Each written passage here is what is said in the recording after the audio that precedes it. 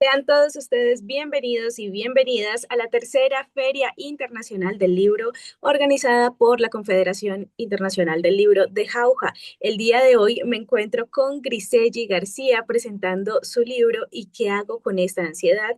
Y el segundo libro ¿Y qué hago con esta personalidad? Ambos corresponden a una serie llamada Psicobiblia. Más adelante vamos a hablar de esto. Mientras tanto, me presento. Mi nombre es Jessica Sánchez, yo soy periodista y presentadora de la Confederación Internacional del Libro, y es un gusto para mí nuevamente contarles un poco de la invitada que tendremos el día de hoy. Como ya les había mencionado antes, ella es Griseli, es la doctora Griseli García Delgado. Ella es psicóloga clínica, también es conferenciante y escritora puertorriqueña, autora de la serie Psicobiblia, una propuesta que une la psicología clínica con las enseñanzas sagradas de las escrituras para acompañar a las personas en su crecimiento emocional y espiritual. Así que sin más preámbulo, bienvenida, doctora Griseli, ¿cómo está? Saludos, estoy bien contenta de estar con ustedes y muy emocionada. Tú estás allá en Colombia, yo acá en Puerto Rico, así que es para mí un privilegio estar esta tarde compartiendo con ustedes. Veo que tiene los dos libros ahí a la mano. Ahorita vamos a ir hablando uno por uno, pero antes de iniciar a hablar de ellos, a mí me gustaría saber cómo nació esa vocación por la psicología y qué la llevó a acompañar su vida emocionalmente y compartirla con otras personas. Sí, la psicología clínica es un tema que a mí siempre me ha fascinado, el tema de poder servir y ayudar a otras personas. Y ahora mismo lo estoy trabajando, integrando también el tema del elemento cristiano. O sea, que integrando la sabiduría de las Sagradas Escrituras con la ciencia psicológica, he visto los beneficios que ha aportado en pacientes. Pues estudié mi bachillerato, mi maestría y mi doctorado, hice mi disertación y pues luego de 11 años de estudio y de mucho trabajo, pues finalmente obtuve el grado. Actualmente pues tengo 25 años en el campo y he trabajado tanto con niños, con jóvenes, con adultos, matrimonios, adultos mayores, confinados, adicción a drogas. He tenido la oportunidad de trabajar con diversas poblaciones y eso pues ha enriquecido y me ha bendecido porque me ha llenado de conocimiento para intervenir con diferentes disciplinas y personas. Qué bendición, Grisel. Mire que es la primera vez que yo escucho que se unen estas dos ciencias y me pongo a pensar en el pasado, en que hay muchas ciencias ahorita que en este presente, como sí, la física cuántica, la ciencia y bueno, todos estos que de alguna manera buscan explicar de manera científica estos casos milagrosos, pero desde la psicología, unirlo con la Biblia, siento que es algo completamente novedoso. ¿Cómo surge la idea de fusionar estas dos ramas que ante muchas personas pueden ser un poco no complementarias, pero que si la vemos a fondo de pronto un poco sí? Cuéntanos sobre esto. Sí, pues nos sorprenderá conocer que ya la Biblia es un libro de psicología de tapa a tapa. Cuando vamos al libro de los Proverbios escrito por el sabio Salomón, encontramos que de toda cosa guardada, guarda el corazón, que de él mana la vida. Cuando la Biblia está hablando del corazón, se refiere a la mente y continuamente nos da diversas recomendaciones sobre cómo manejar los afanes, sobre cómo manejar las situaciones de angustia, sobre cómo manejar las situaciones que nos apremian y nos da las herramientas y estrategias como lo haría la ciencia psicológica. Así que cuando estudiamos las Sagradas Escrituras más de cerca, nos percatamos que en efecto tenemos muchos elementos psicológicos. Como mencioné hace un momento lo del proverbio, cuando nos vamos a la ciencia moderna, la ciencia psicológica moderna, nos habla de la terapia cognitiva conductual, que es que los pensamientos son los que anteceden a los comportamientos. Es decir, yo me comporto según yo pienso y mis emociones son según lo que hay en mi mente, en mis pensamientos. No es otra cosa que lo que decía ese proverbio de toda cosa guardada, guarda el corazón porque de él mana la vida. Y así pues poco a poco vamos conectando los diversos versículos bíblicos y cómo se van integrando a la ciencia psicológica actual. Incluso en la intervención de muchos personajes de Dios con los personajes bíblicos, vemos intervenciones que parecerían intervenciones psicoterapéuticas. Como por ejemplo, cuando vemos el profeta Elías sufrió de una depresión tremenda cuando la reina Jezabel lo estaba persiguiendo para matarlo. Y cómo Dios intervino con él y lo puso a descansar y lo puso a comer, como lo haría un psiquiatra o un psicólogo en estos días. Qué interesante cómo usted, precisamente con esa visión que ya le ha dado más de 25 años estudiando esta carrera, conociéndola, yo quisiera saber, justo, hablar de esto, del tiempo. Lleva usted más de 25 años estudiando la carrera de psicología y ejerciéndola. ¿Cuánto tiempo lleva conociendo la Biblia y en qué etapa de esta línea de tiempo fue que usted decidió unir estas dos profesiones? Bueno, yo me crié en una familia cristiana, tuve esa bendición, pero no fue hasta recientemente que salió la serie, que es que en el 2024, que es que integro de manera escrita, porque ya yo trabajaba la integración de las Sagradas Escrituras con la ciencia psicológica, pero no lo había puesto en un escrito. Así que pues lo que hago es que traslado todos estos conocimientos, los integro y los escribo. Tuve la bendición de contar con el mentor José Luis Navajo, que es español, a través de una amiga que es pastora que me puso en contacto con él y pues tuve esa guianza sobre cómo ir trabajando el tema de la escritura, porque no había escrito antes. Esto es una pasión que nació recientemente, hace apenas unos pocos años atrás. Y pues es así como se va formando entonces la idea de desarrollar psicobiblia y esta integración de las Sagradas Escrituras y la ciencia psicológica. Wow. Bueno, ya para ir terminando como este contexto, antes de iniciar a hablar de su primer libro, a mí me gustaría también saber cuál fue ese reto, uno de los retos más grandes que usted encontró al unir estas dos disciplinas. Bueno, no todo el mundo reconoce que en las Sagradas Escrituras pues hay sabiduría, porque es verdad, hay que respetar todo tipo de visión. Hay personas pues que no lo ven de esta manera. Y tal vez pudiéramos decir que ese tipo de lectores o ese tipo de sector, pero diría más bien que sigue siendo una aportación porque es conocimiento. Los libros eso es lo que aportan, opiniones, recomendaciones y sabiduría, que es lo que venimos a aportar aquí a través de estas letras. Así es.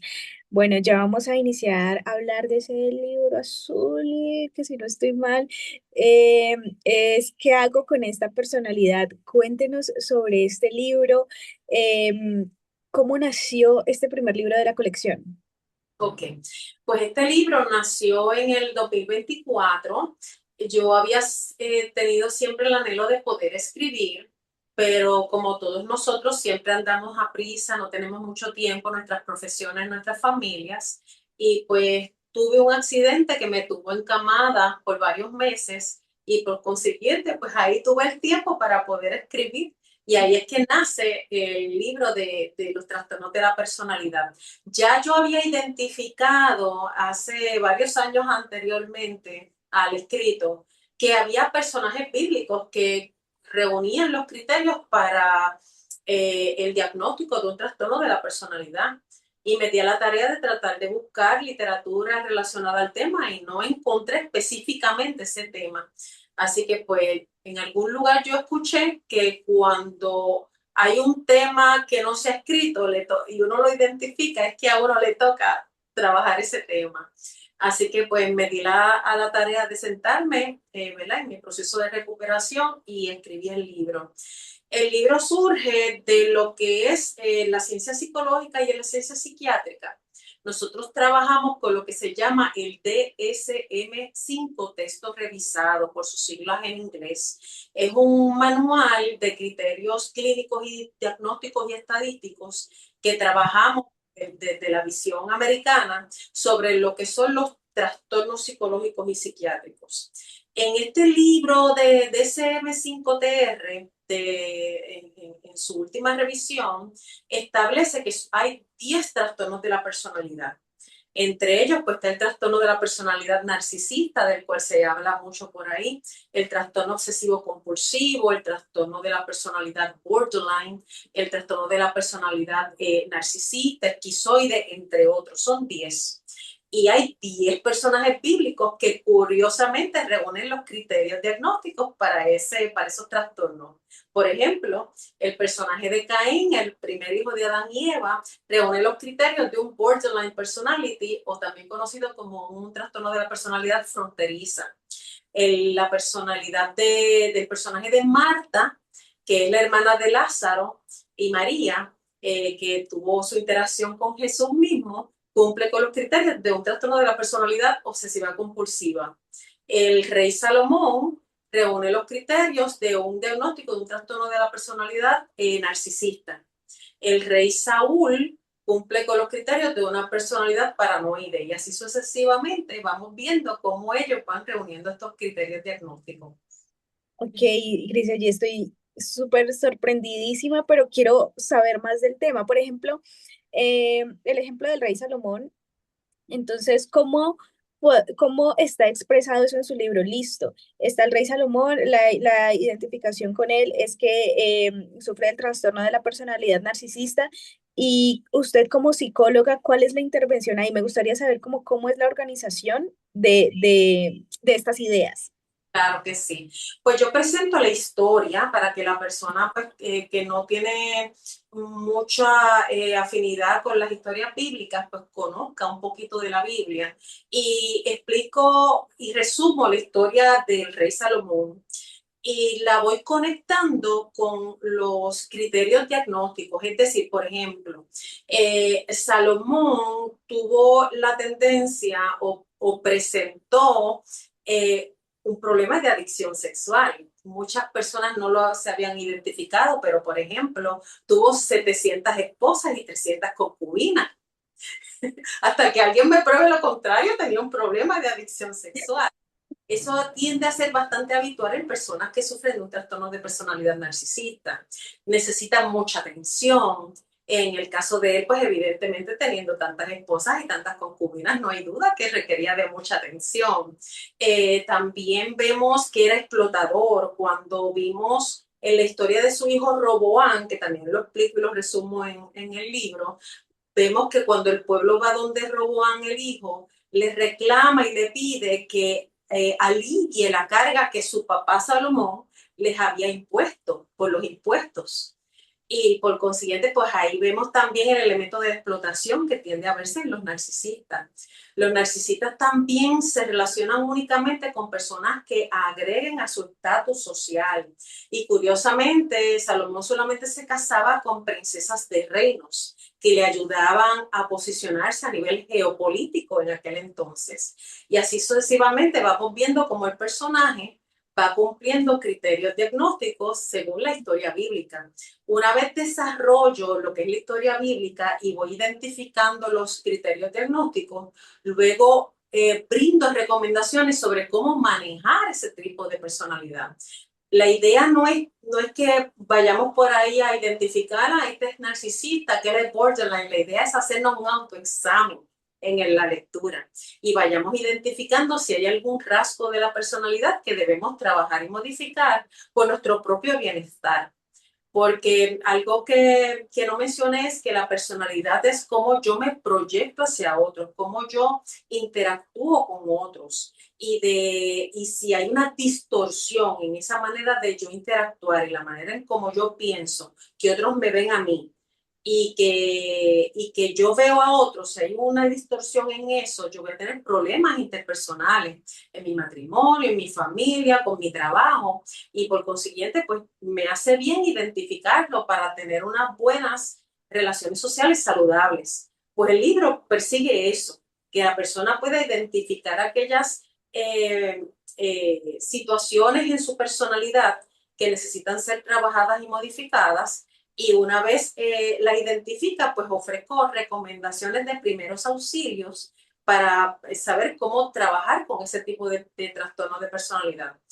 Hago la salvedad. El libro no sustituye un proceso de intervención clínica, pero sí brinda esas primeras herramientas y esos primeros pasos a seguir para identificar la condición, reconocer que la tiene y buscar esa ayuda. Yo tengo una pregunta ahí en lo que tú estás hablando. Tú dices que tú brindas las primeras herramientas. También me gustaría como un ejemplo, volvamos al mismo caso del rey Salomón, bueno, listo. Entonces digamos que se cumplen con todas las características y la persona se hace el autoexamen.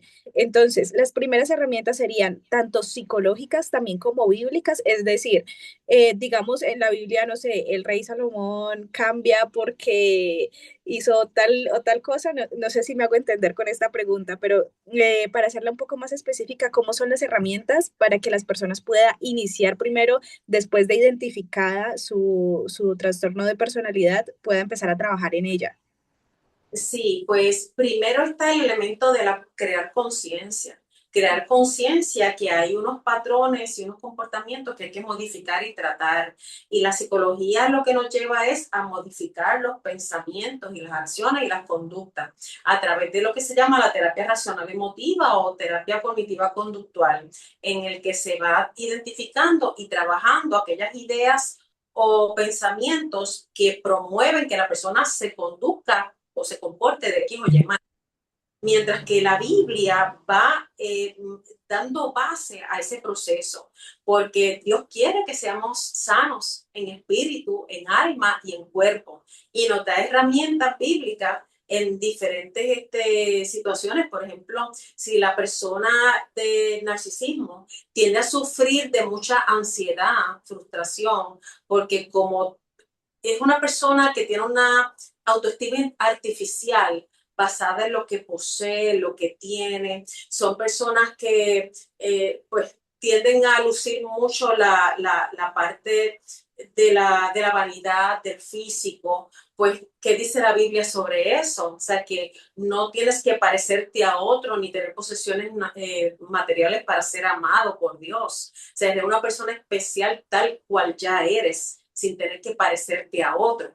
Y así sucesivamente, pues vamos empatando, como decimos en Puerto Rico, no sé si allá le dicen también así, empatando lo que es la psicología clínica y las sagradas escrituras.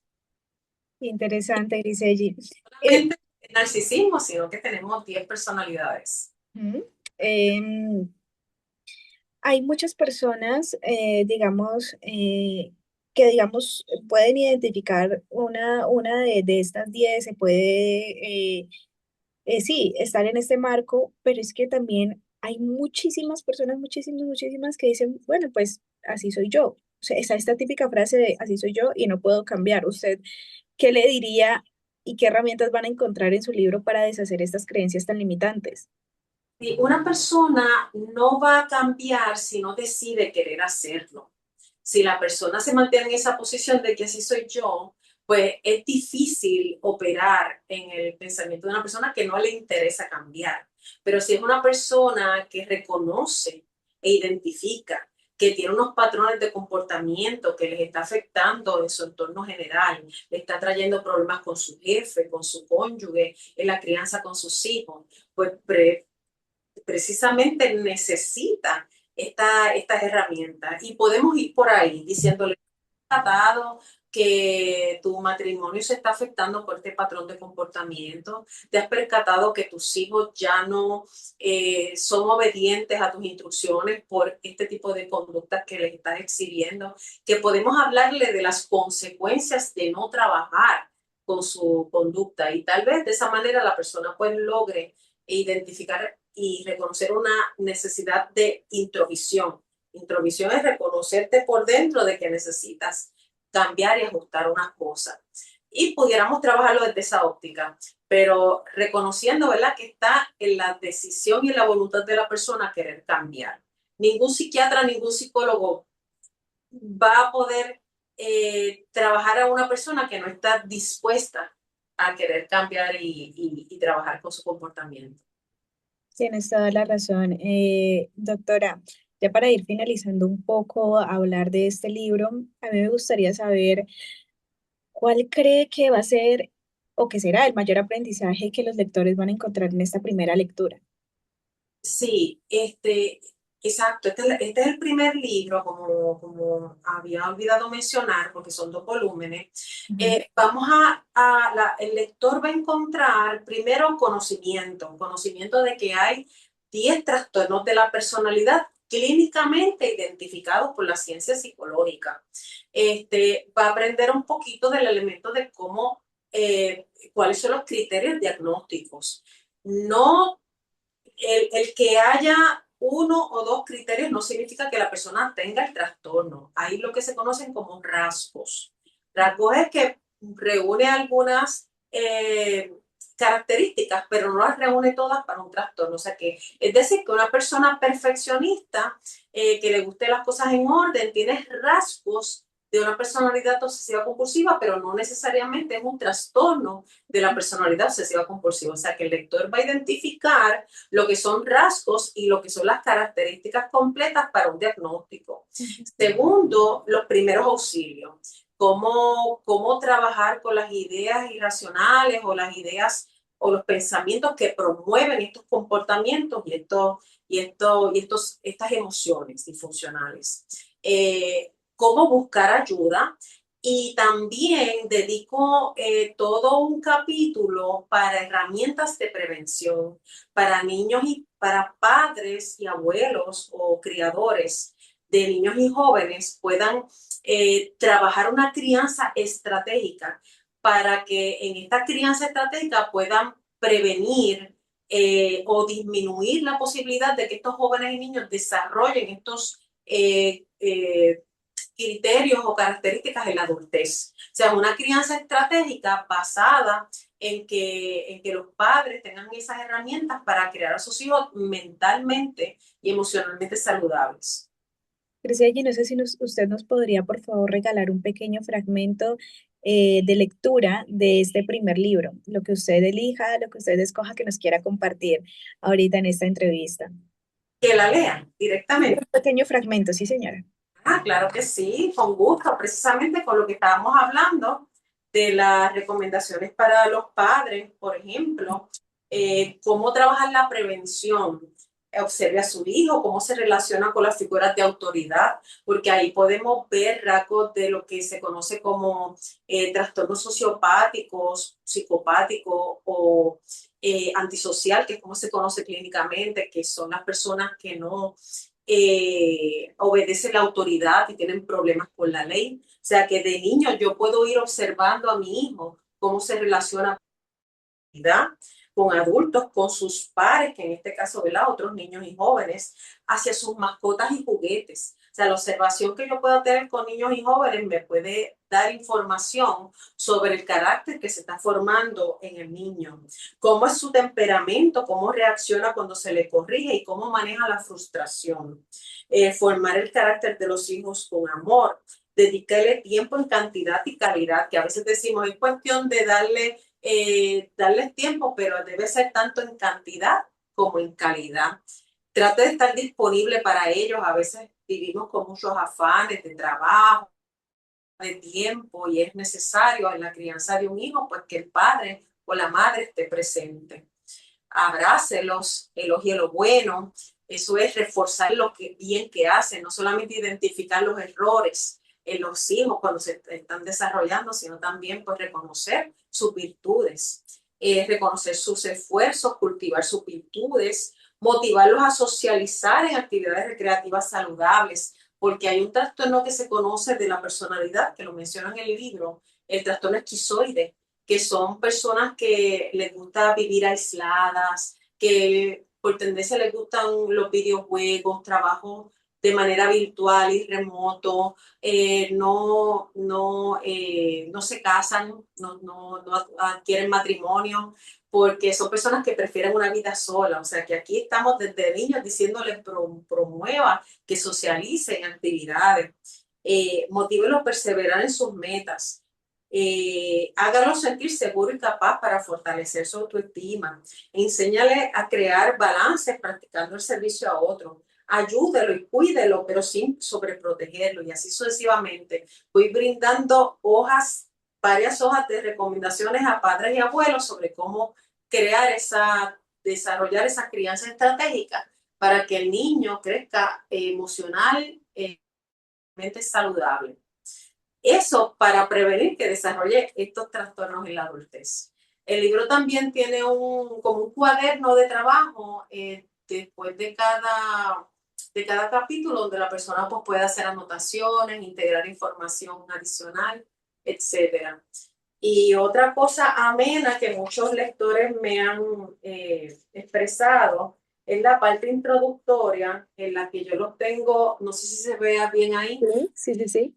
personajes en la sala de mi oficina, cuando llegan todos a la misma hora, con sus respectivas personalidades, vemos al rey Saúl que está discutiendo con mi secretaria, diciendo, hablando mal de él, porque él es paranoide. Mientras tanto, vemos a Salomón viendo su celular, su Instagram, todas las solicitudes de chicas que están entrando a su celular, mientras vemos a la reina Jezabel que le está quitando el turno a Moisés. La reina Isabel representa lo que es el trastorno de personalidad psicopático, mientras que Moisés, pues, es la personalidad que se sienten ineptos, incapaces. Está también el faraón de Egipto, que me está pidiendo la revista del horóscopo porque él tiene la personalidad esquizotípica, mientras Marta está limpiando los vasos de café que Caín está tirando al piso. O sea que para hacerte más o menos un contexto, voy trabajando de manera amena lo que es la personalidad de cada uno de estos personajes bíblicos, para que la persona pues vaya identificándolo con la historia y vaya entendiendo y comprendiendo mejor. No, Grisella, qué interesante, muy interesante. Es un libro muy completo porque no solamente nos da la experiencia de la lectura, sino también precisamente toda esta parte visual y la parte de los ejercicios. Creo que también es un libro muy completo. Gracias por compartirlo, pero ahora vamos a hablar ya sobre tu segundo libro y el segundo volumen de esta serie de psicobiblia que se llama ¿Qué hago con esta ansiedad? Su segundo libro aborda uno de los temas más frecuentes en la actualidad ahorita en nuestra sociedad. ¿Qué la motivó a escribir sobre este tema? Sí, pues intentando identificar el malestar que está sufriendo nuestra ansiedad, nuestra sociedad hoy día, y es la ansiedad. Vivimos con mucho afán, con muchos miedos, con muchos temores, y por consiguiente la ansiedad es un tema que se está presentando mucho en estos días a través de ataques de pánico, agorafobia, fobias específicas que son ansiedad generalizada, que es uno de los diferentes diagnósticos que también establece la ciencia psicológica. Como igual que este libro presenta los criterios diagnósticos más comunes en la adultez según el DSM-5, el manual que usamos los psiquiatras y los psicólogos. Y entre los trastornos que se mencionan fue los que le indiqué, los trastornos de pánico o ataques de pánico, la fobia, la ansiedad generalizada, y también lo presento a través de personajes bíblicos que también impresiona que presentaron los criterios diagnósticos para este tipo de trastornos. Por ejemplo, mencionó el rey David, mencionó la mujer del flujo de sangre, los discípulos de Jesús, entre otros personajes. Igual que el primero, está también ilustrado. Quiero darle crédito a mi ilustradora, que es la señora Natacha Canepa, y ella es una persona muy artística y talentosa, y fue la que me trabajó las diferentes ilustraciones que están en el libro, porque con la ilustración pues la persona como que va conectando más con la lectura. Bueno, vamos a hablar un poco sobre la ansiedad, que como ya lo dije anteriormente, ha sido pues un factor que se ha visto y que se le ha dado un poco más de luz actualmente. ¿Cómo las personas pueden identificar con su libro que están realmente pasando por un proceso de ansiedad? Sí, la ansiedad es un estado de tensión constante. Cuando la persona empieza a identificar que algo se está afectando a nivel de trabajo, a nivel familiar, a nivel de salud, podemos empezar a sospechar que hay un trastorno de salud mental, entre ellos probablemente algún trastorno de la ansiedad. La ansiedad tiene una particularidad y es que tiende a manifestarse de manera física cuando no la identificamos y no la trabajamos debidamente. Es decir, nos sale acné, se nos cae el cabello, nos dan dolores musculares, condiciones gastrointestinales, problemas de dolores de espalda, de cuello. Y cuando nos hacemos estudios y laboratorios médicos, nos percatamos que no hay base biológica para ese tipo de malestar y lo que nos lleva es a pensar que es un trastorno de la ansiedad. Por ejemplo, el ataque de pánico, muchas personas terminan en sala de emergencias en hospitales porque aseguran que han experimentado un infarto cardíaco, porque los síntomas son bien similares: sudoración, mareos, palpitaciones, sensación de sofoco, de que me falte el aire, de que voy a perder el control, de que voy a morir. Y muchas personas terminan en sala de emergencia. Y luego que le hacen todos los estudios de rutina, lo envían para el psicólogo o para el psiquiatra. Y la persona se queda como, ¿qué pasó aquí? Se acabó de sufrir un infarto. Y es que muchas veces se manifiesta de manera física. O sea que muchos de estos trastornos de ansiedad, si no conocemos cómo se manifiestan y cómo se presentan, muchas veces pues no van a ser atendidos debidamente. Así que pues el libro crea conciencia al lector sobre cómo se manifiestan los diferentes trastornos de la ansiedad, igualmente que el primero, esos primeros auxilios, esas estrategias de ayuda y recomendaciones. Por ejemplo, hablamos mucho de la terapia cognitiva conductual, hablamos de la respiración diafragmática, que ayuda mucho a cortar las experiencias de ataques de pánico o diferentes trastornos de la ansiedad. La tensión y relajación muscular, herramientas de ejercicios escritos, entre otras estrategias para tratar de identificar y tratar y trabajar los trastornos de la ansiedad. En esto me gustaría que profundicemos un poco más. Creo que logro entender un poco en el primero qué herramientas podrían utilizarse, pero en este segundo libro, qué herramientas como tal y qué van a encontrar las personas cuando abran su libro para poder combatir, identificar, combatir y prevenir incluso la ansiedad. Sí, pues como la base es psicobíblica, buscamos herramientas en las Sagradas Escrituras, como versículos bíblicos, estrategias que Dios mismo vimos en intervención con algunos de los personajes, cómo se manejó, y también a nivel clínico. A nivel clínico, pues como mencionamos hace un momento, la respiración diafragmática, que la puedo mostrar aquí sencillamente, es una herramienta que trata de inhalar por la nariz, exhalar por la boca y mantener el flujo del aire en el área del diafragma. Habitualmente cuando nos dicen respirar profundo, respiramos con el tórax y respiramos así. Esa manera es incorrecta para bajar la ansiedad. La ansiedad baja más con la respiración diafragmática que con el área abdominal. Inhalamos, expandimos el diafragma, exhalamos por la boca y recogemos el diafragma. ¿Qué beneficio tiene eso? Que lleva más oxígeno al área cortical. Cuando hablamos del área cortical, hablamos de la corteza cerebral, donde están todas esas funciones de integración de información, de juicio, de secuencia. Todo eso se alimenta de oxígeno, el cerebro se alimenta de oxígeno. Cuando yo oxigeno apropiadamente a través de la respiración diafragmática, puedo pensar mejor, puedo coordinar mejor. Muchas veces nos pasa que cuando estamos bajo mucho estrés decimos, ay, se me puso la mente en blanco, ¿qué era lo que yo iba a hacer? Etcétera, etcétera, porque las funciones corticales se afectan cuando hay mucha ansiedad porque el flujo de la oxigenación por la mala respiración, pues no llega suficiente oxígeno a la corteza y provoca ese tipo de malestar, confusión, se nos olvidan las cosas, etcétera. Pues con la respiración diafragmática llevo más oxígeno al cerebro, esas funciones corticales se optimizan y yo puedo funcionar mejor. También la respiración diafragmática, por hablar de algunos de los muchos beneficios que tiene esta técnica, y lo explico en más detalle en el libro, pero por explicar algunos, es también que lleva oxígeno a los músculos. Cuando los músculos no se oxigenan debidamente, ahí es que vienen los dolores de espalda, los dolores de cuello y la respiración diafragmática ayuda a llevar esa oxigenación a los músculos y a sentir ese alivio en esa área. También ayuda a ensanchar las arterias. Muchas personas sufren de hipertensión arterial a consecuencia de malos ratos, de mucho estrés. Hemos escuchado por ahí, ay, me subió la presión porque tuvo un mal rato.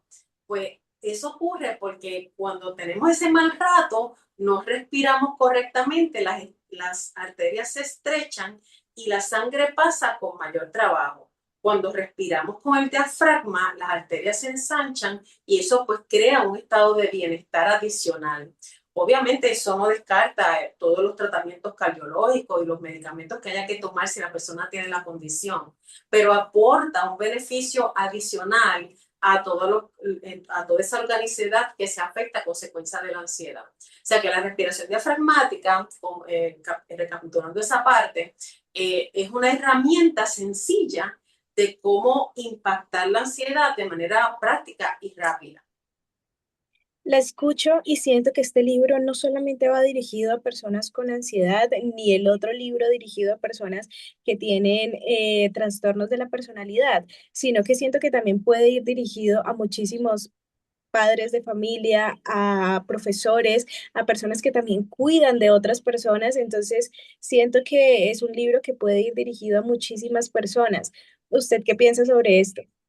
Sí, cuando he tenido la oportunidad de estar en festivales y ferias de libros, me he topado que cuando me preguntan cuál es tu code, o sea, cuál es tu población a la que estás dirigido, y es una población bien amplia, porque lo mismo me lo han comprado jóvenes universitarios que están estudiando psicología o que quieren más conocimiento sobre el tema, damas para poder seleccionar adecuadamente su pareja, Mm.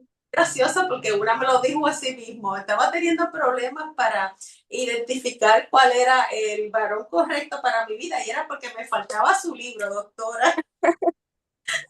No me hizo tanto. Hay personas que cuidan adultos mayores y por consiguiente necesitan manejar sus diferentes temperamentos, por consiguiente, pues le da herramientas sobre cómo dirigirse a diferentes personas, los que crían hijos, los que tienen jefes difíciles, compañeros de trabajo difíciles, o sea que afortunadamente, pues el libro cubre diferentes poblaciones, no solamente de jóvenes, adultos, adultos retirados y adultos mayores. O sea que el libro ha sido adquirido por todas esas poblaciones. Así que ha sido una bendición que haya podido escribir para bendecir las vidas de tantas personas. Muchísimas gracias, Grisel. Bueno, ya a mí me gustaría saber cuál ha sido ese comentario o alguna anécdota que nos quiera compartir de personas que hayan comprado cualquiera de sus dos libros y hayan visto un cambio significativo. ¿Qué le han dicho? ¿Qué le han contado? ¿Cómo han recibido estos dos libros las personas? Y muchas personas que no habían identificado su malestar emocional me dejaron saber que empezaron a buscar ayuda profesional y eso pues me llena de mucha bendición porque muchas personas andan por ahí sin el debido tratamiento y están sobreviviendo. Sin embargo, la herramienta da los primeros pasos sobre cómo iniciar su proceso de ayuda y también buscar ayuda profesional para continuar. Y eso pues ha tenido consecuencias en su vida, porque me han comentado pues, que ha mejorado su matrimonio, ha mejorado su relación con sus hijos en su proceso de crianza, le da muchas respuestas para saber cómo manejar adolescentes difíciles y retantes, da las herramientas sobre cómo criar y manejar ese tipo de población, también cómo manejar a adultos mayores, o sea que varios lectores me han compartido cómo pues eso le ha beneficiado en su vida en general. Y cuando se enteraron, por ejemplo, eso fue tanto con el primero o el segundo, pero por muchos, cuando se enteraron que había sacado el segundo libro, pues nada más por la experiencia del primero, pues quisieron adquirir el segundo. Y menciono también que ya estamos trabajando en el tercero, porque la idea es crear una serie, así se llama, serie Psicobiblia, que es una serie de varios volúmenes que van integrando las Sagradas Escrituras con la ciencia psicológica en los diferentes problemas del diario vivir. Muy interesante, Grisel, y aquí estaremos para también promocionar este tercer libro. Gracias por toda su atención, gracias por estar aquí en la Feria del Libro y lastimosamente ya estamos llegando al cierre de nuestra entrevista, pero me gustaría cerrar con un mensaje. ¿A usted qué mensaje le gustaría dejarle a todas las personas que hoy están luchando tanto con su personalidad como con la ansiedad o con alguna dificultad emocional y que buscan justo eso, buscan recuperar la esperanza?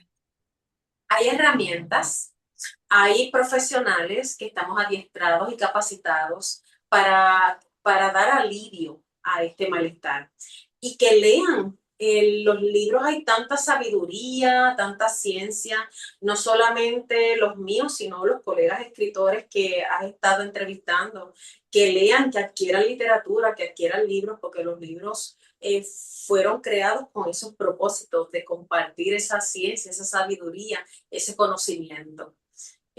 Así que desde acá, desde Puerto Rico, les envío un caluroso saludo y mucho agradecimiento por esta linda oportunidad que me han brindado. Muchísimas gracias a ti, Grisel, y cuéntanos cómo pueden las personas que nos están viendo y escuchando en estos momentos adquirir tu libro. Si me escuchan desde Puerto Rico, está en varias librerías cristianas, librerías seculares y en la farmacia Walgreens. Si es a nivel internacional, lo tenemos en amazon.com. Si por alguna razón en el país, porque ya me han hecho acercamientos de algunos países como República Dominicana y Venezuela que dificulta el proceso de Amazon, pues pueden escribirme a mi correo electrónico que está en mi página de internet, ahí me pueden contactar para todo. DRA, como se escribe mi nombre, griseligarcia.com, y yo se los hago llegar a través de correo postal o ebook.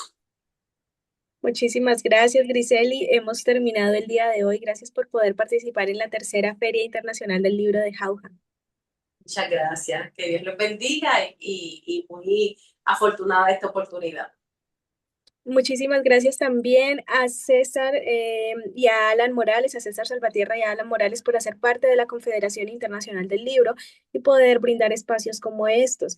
También agradecemos a todos ustedes por haber estado conectados en esta entrevista y no se olviden que también en todas nuestras redes sociales seguimos con muchas más entrevistas y mucha más información. Nos vemos en una próxima transmisión. Chao, chao.